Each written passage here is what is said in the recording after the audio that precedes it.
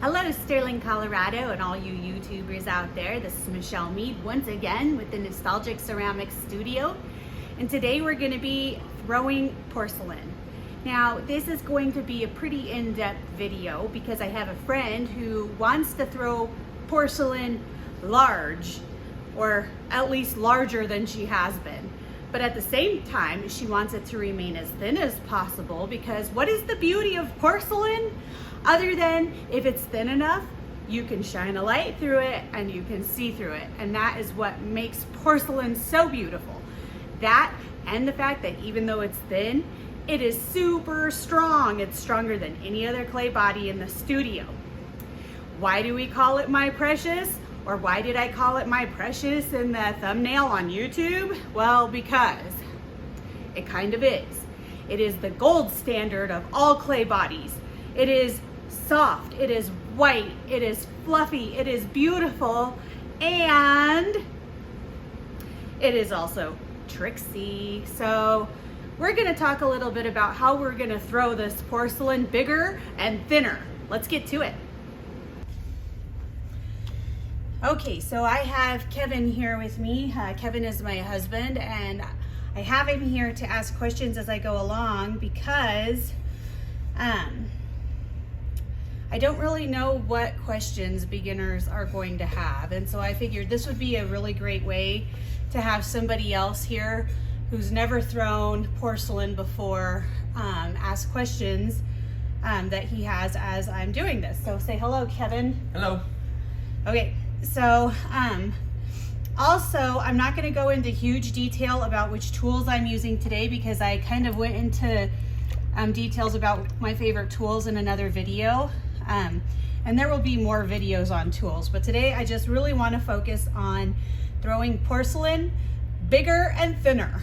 So we're gonna put a bat on real quick. That's why something right here would be real handy, right? Because what if I end up wanting to save the piece that I'm throwing today, right? Like I want to lift it up off of there. And porcelain is pretty difficult to lift up off of the wheel head without warping.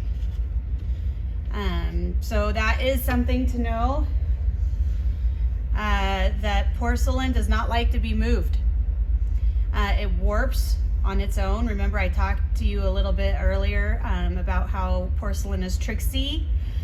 Well, one of porcelain's tricksy behaviors is that it will warp even if there's no reason for it to warp.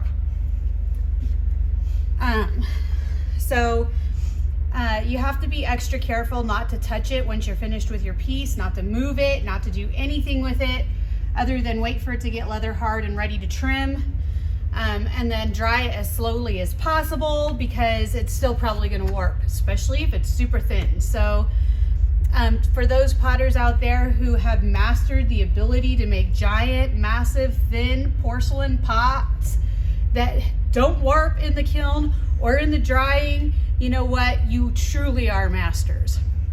Okay, so to start, we're going to wet the wheel head just like we normally do.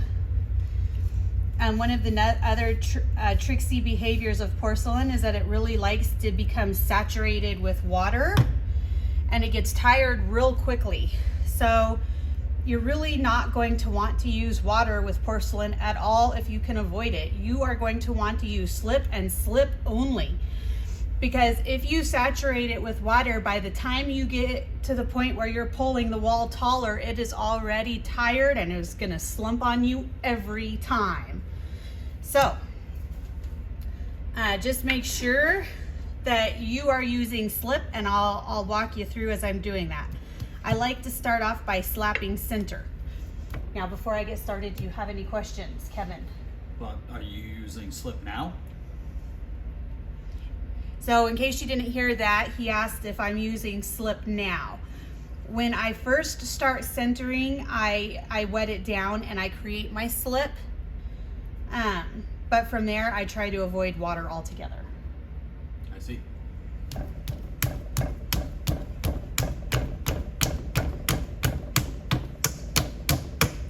Oh, this is a 2-pound ball of clay, and we'll measure it. We'll measure, see, and we'll measure, maybe cut it in half unless I get a really great piece that I'm like, no, I'm not cutting that in half. But we'll measure it, and we'll definitely measure it, and you'll know that this is 2 pounds to start. I do keep my bases thicker, probably about 1/2 inch, just so that I can trim, because I do trim my pieces.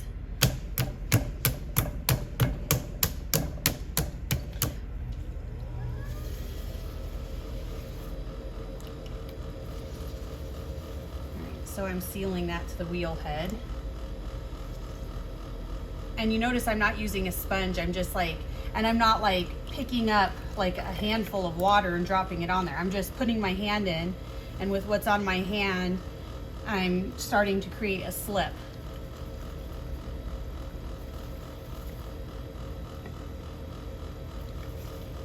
Okay, so at this point I'm slippery enough to, and I've already got some slip that's made. All right, look at that. I'll put that back on the wheel, or on the piece. Slip sticks better to the clay than water anyway. It's not just gonna like fly off. See how when we first started around my wheel here, we've already got splatters on the outside? That's because the water went on and just flew right off.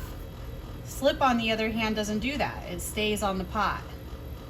So you're just gonna try your best to reuse. You're gonna create a slurry before you start coning up, and you're just gonna do your best to reuse that slurry and adding as little water to the piece as you possibly can. So I'm gonna start combing it. Okay, and see here again, I'm picking up slip off the bottom. Look at how much slip there was. I just lost it all. All right, so there's a bunch of slip here that I'm just putting back on the piece. It does not fly off.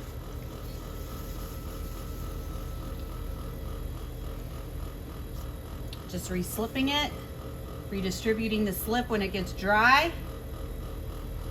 Just redistributing it when it gets dry, and that's all I'm using. Because that's all porcelain wants you to use. Because like I said, it's tricksy, it's finicky, and it's finicky. I'm picking up a little bit of water, but you know, it was just what was on my hands.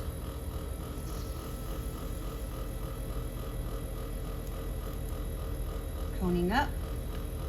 I just, when I did that motion like this, I was just redistributing the slip back onto the cone.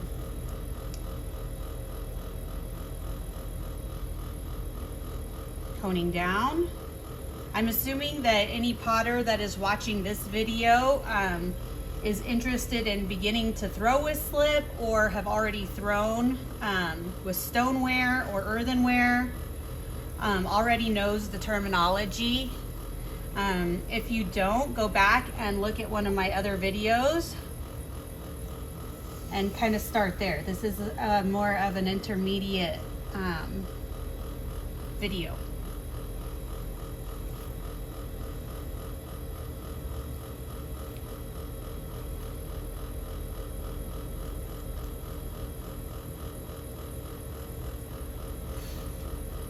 Does it matter how high you cone up?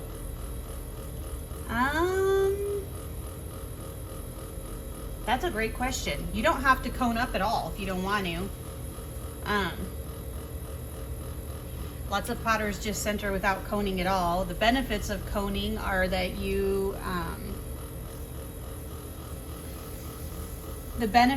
it wedges the clay, and it also helps me center. So the higher I cone up, the more I can feel whether or not the clay is centered. Because as you can see, there's a little bit of wobble there as I push. You see that? The more you cone up, the more you can feel how centered your pot is. I don't know how else to explain that. So much of pottery is done by feel and touch. It's kind of hard to explain on film. But I cone up to wedge the clay and to also gauge how centered my ball is through feel.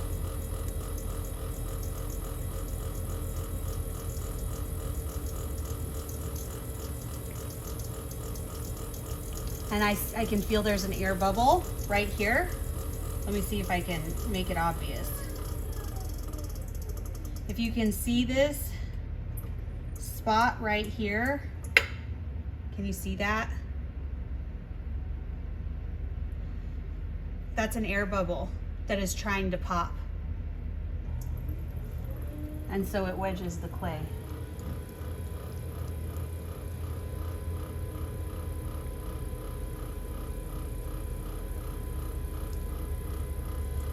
Now I do feel that my clay is pretty centered at this point. However,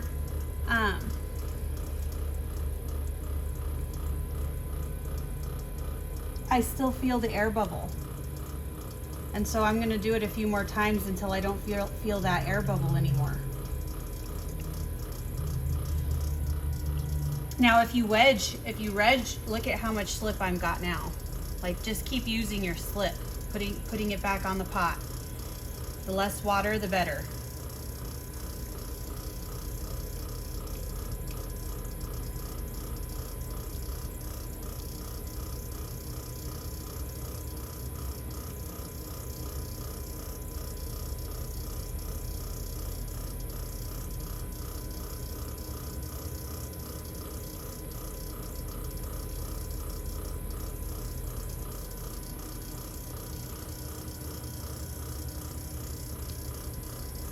Bunch of slip. Put that back on your pot. I'm just getting my hands wet enough just to wet that slip down a little bit more because it's drying out a little. And then I'm back to it. I don't feel that air bubble anymore, so I am going to start centering this piece all the way to the base.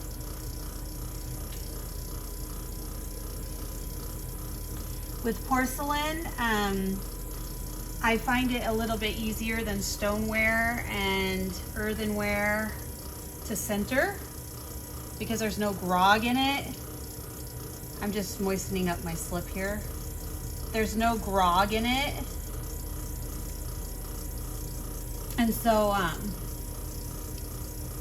find it a little bit easier to center. However, and because of that, actually, because it's easier to center,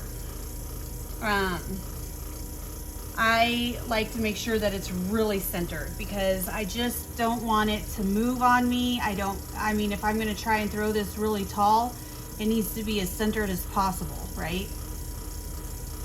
So when you're working with porcelain, just make sure that you take that extra time to get it right spot on.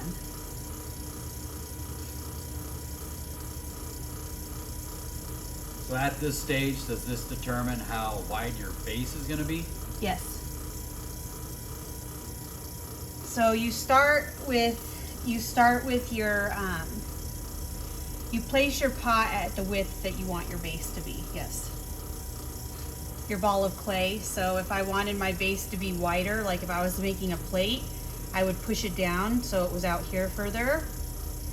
If I wanted it real narrow, like I was making a moon bowl, I would start with it much further in. This is a good going thickness for 2 pounds of clay. All this slip, putting it back on. We're using slip instead of water. And I'm just gonna go through and make sure I'm centered where I want to be.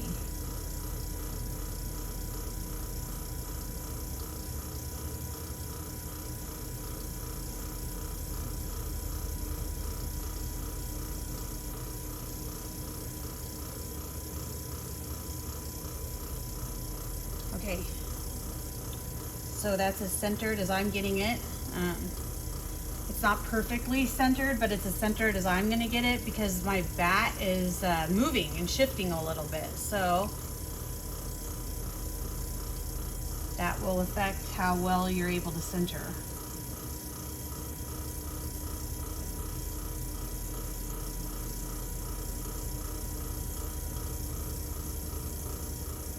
I'm starting my hole. I pull away from the piece real slowly so I don't knock anything off center. Put my slip back on and start to dig my hole down the center. I'm just going to open up ever so slightly, just enough to get a needle tool in there so that I can see how thick my base is. Turn my wheel off, find my needle tool, which is not that, it's this one. Poke that in there, put my finger where the clay is, and you can see I'm probably three quarters of an inch. So I want to go down a little bit deeper.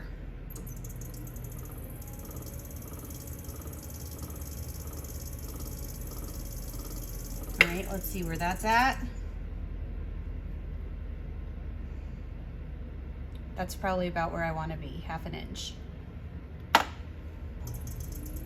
Okay, got my slip back on there, and you can see the slip that I'm pulling off right there. I'm not using a ton of water. I'm just putting my slip back on my pot, and I'm gonna open up.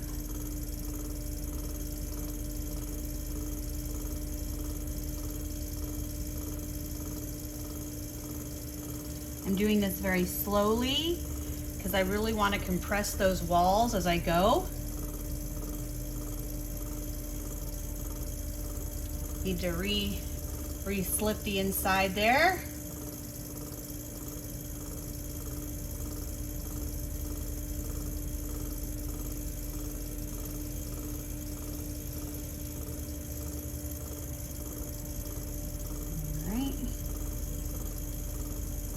Press the base.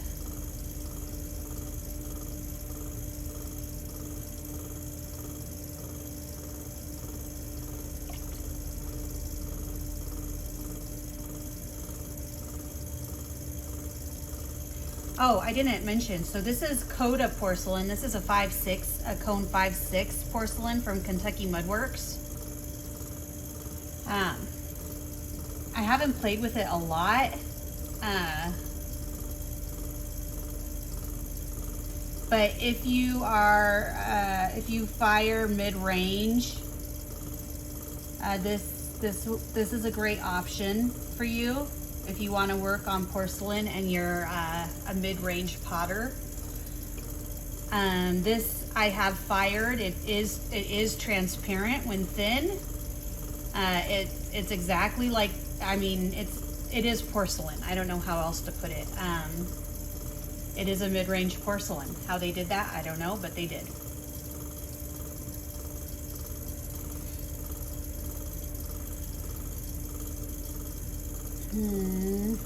Oh, this tool.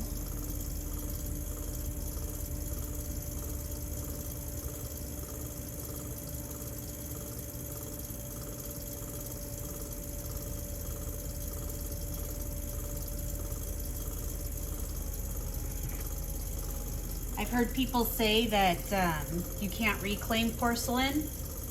However, my professor at the college, and JC here, who does pottery classes, is in disagreement with that. She has been reclaiming porcelain for many, many, many years and has had no issues. So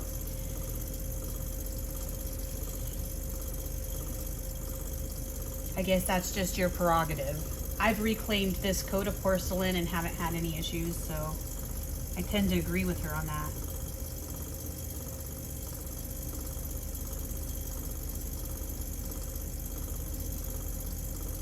All right, so I'm really not doing a pull there. Mainly I'm just,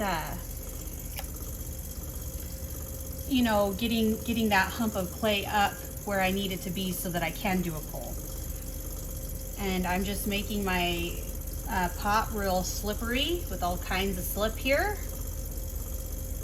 I'm adding just enough water to really saturate the slip, but not enough to saturate my pot. And I'm gonna do my first pull. I don't know if you can see how much slip I have put on here, but I mean, the pot is completely full, and you can see it at the bottom there. The pot is completely saturated with slip.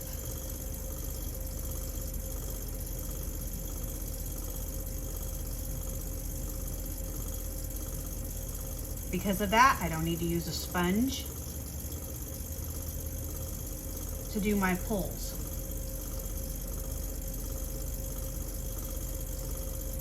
Just put that back on. Inside and out.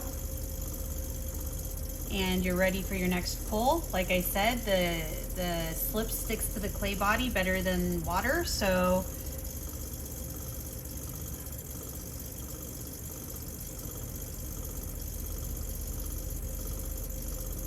because the porcelain is not saturated with a bunch of water from centering, it's very firm, almost as firm as stoneware would be as I'm doing the pull.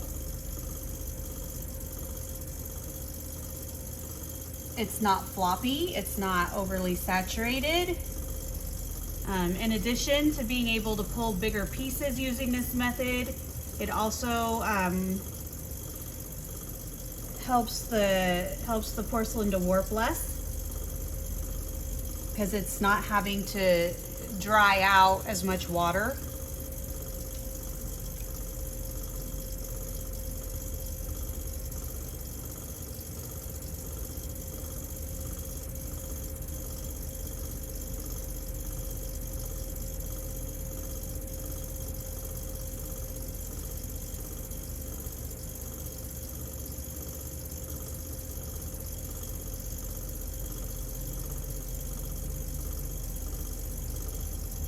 You saw that that was a very big pull, and it, you know, it didn't buckle, it's still very firm.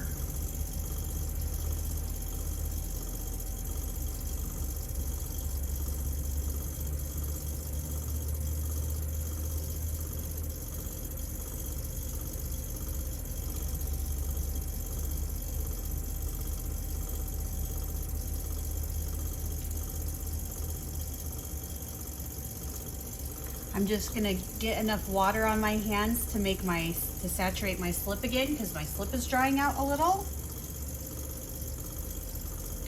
I'm not getting enough water to saturate the clay under the slip. I'm just getting enough water to saturate the slip, that's it. And do another pull.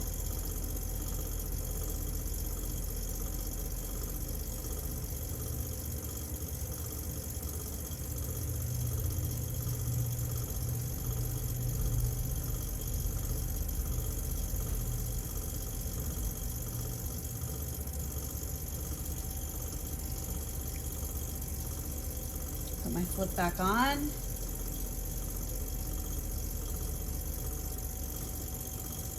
Going up a little at the top, compress my rim. Get all this slip, redistribute it back onto the pot.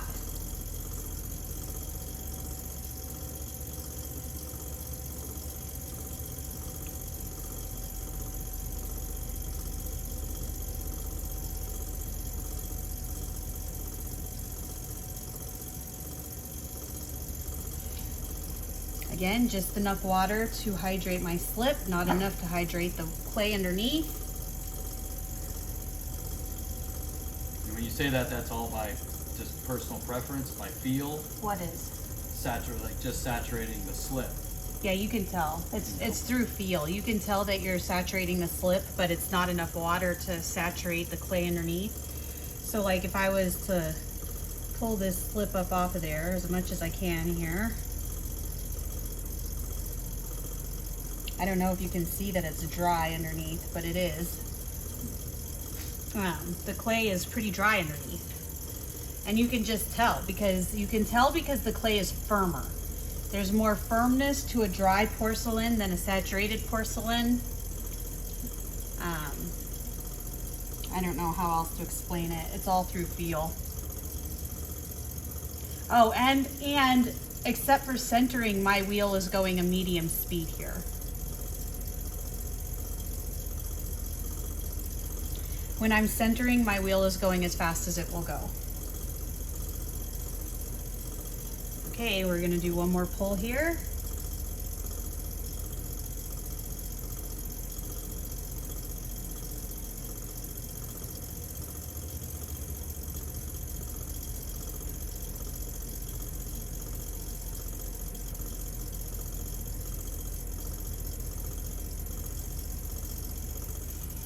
All that clay I picked up, all that slip I picked up, redistribute it yet again.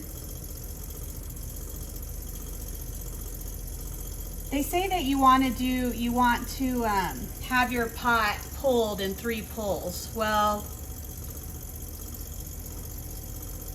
I think that people say that because of the fact that people use so much water. Yeah, like if I'm just taking my sponge and just dumping water on here every time I need to resaturate my pot, yeah, I only got 3 pulls on that thing before it slumps. Even in stoneware, you know, like the less saturated your clay is with water, the more working time you have. It's just the way it is.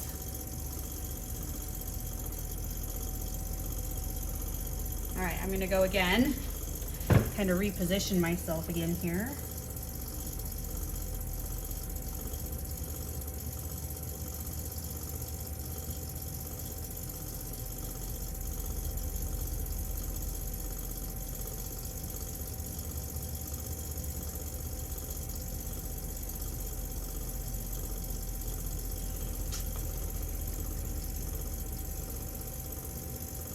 Redistribute the slip yet again. Are they still in film, Kevin? Can they still see? Yeah. Okay.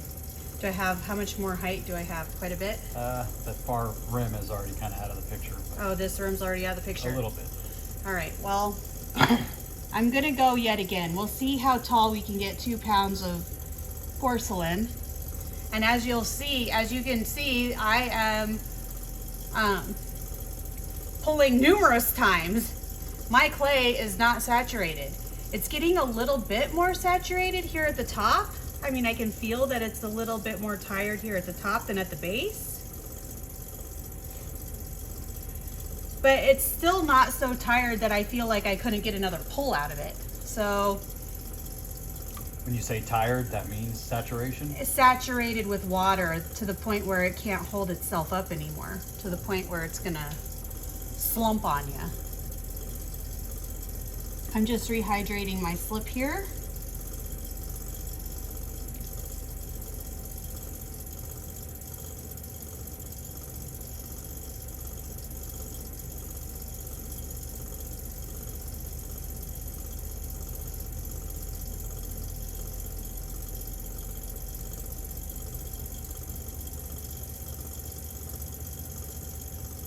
What, this is pull number 5?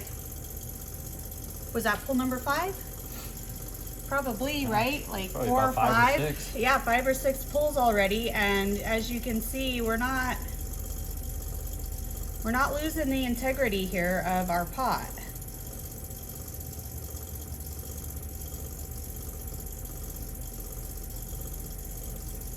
So should we do a quick measurement and see where we're at here?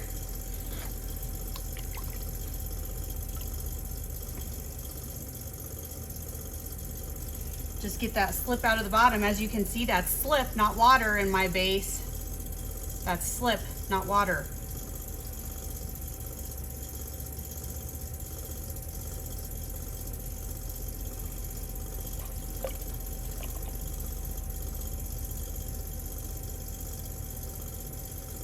And as you can see, the only ring around my wheel head here is the ring.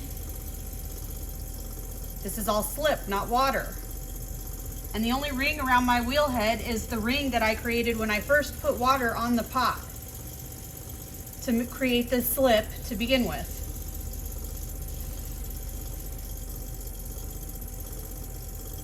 Okay, let's measure. Kevin's waiting here with the tool, with the ruler here. This is This is the Fort Morgan Bank of Colorado. There's only one.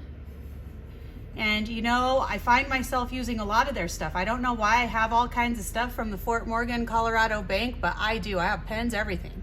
Go visit them. They're nice people over there. Okay, so let's see. We are 2 pounds of clay. We are 7 inches tall and what, like 3.5 inches wide. 3.5 inches wide, because the inch mark doesn't start until right there. Okay, so we are 3.5 inches wide, and because I'm taking off 1/4 inch because my inch mark on the ruler doesn't start until 1/4 inch in, I'm adding 1/4 inch, which puts me at about 7 1/16.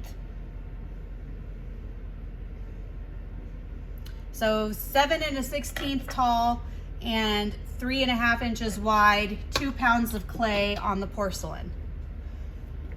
All right, so now that we've measured that, let's go ahead and push it to the brink.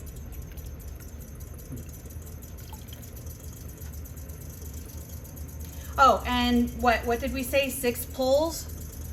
That was 6 pulls, 7 inches tall, 3.5 inches wide, and we're about to push it to the brink here on pull number 8. Or what? No, 7. Yeah, on pull number 7.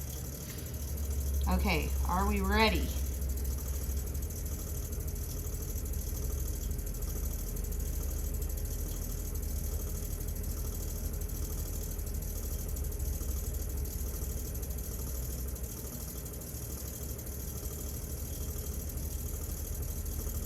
I've basically wiped all of my slip off. Typically I would not do this. I'm gonna put as much slip back on as I can. But since I've wiped so much slip off, I don't have a whole lot of slip to redistribute back on the pot. Typically I wouldn't be showing people this. I would just continue redistributing it until the pot was where I wanted it.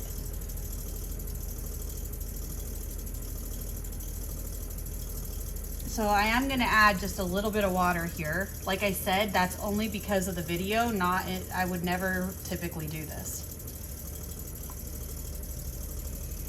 Okay, and let's push it to the brink.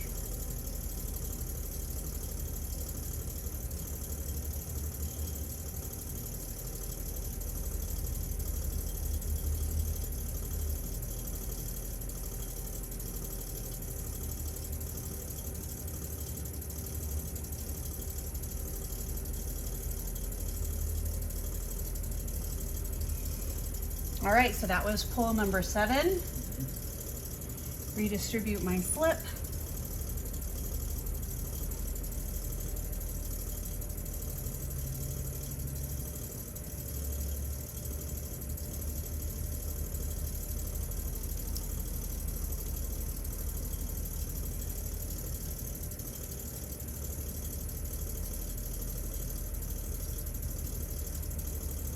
All right.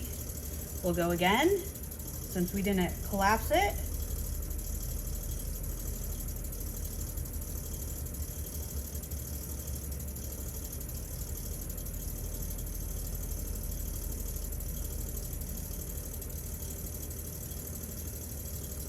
This is pull number 8. And I mean, gosh, you guys, I can't make it any thinner than that. It will collapse on the next pull. It almost collapsed on this one.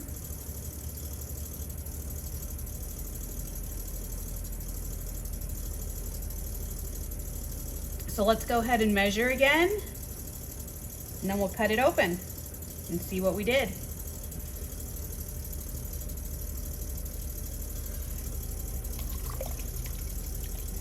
Clean out my base. Oh yeah, see, it's super thin. Did you see that? I mean,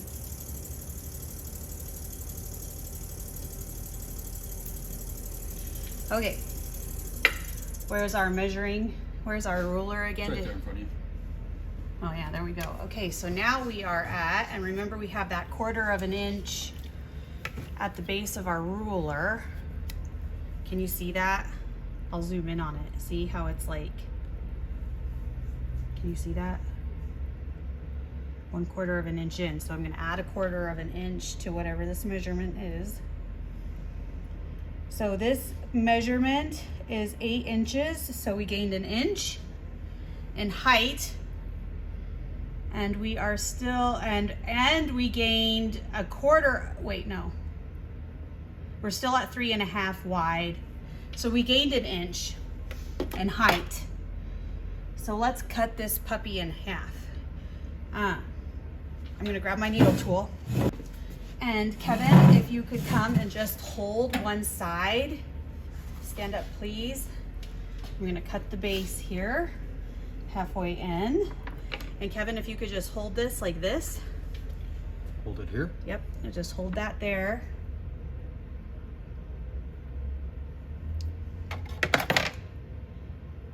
And we got one here. All right, let go. And we'll just turn the wheel a little here. So you can see, ooh,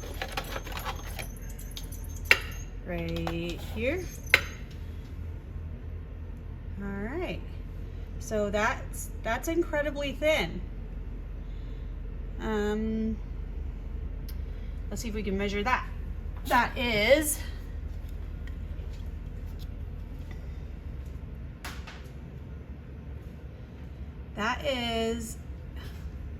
1/8 of an inch wide.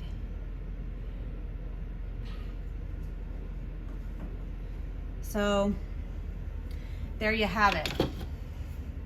The base is really thick, 1/2 an inch, about 3/4 of an inch, more like. And that's fine because, like I said, I trim my bases. But as you can see, this still is not entirely saturated with water. I mean, that was 7 pulls we decided? 8. It was 8 pulls. As you can see, I could still wedge this up and use it again right now. It is not mush. It is not slip. It is still a pretty saturated ball of clay, but it is still a ball of clay. I don't know how else to, I mean, I could still wedge this up and use it again right now.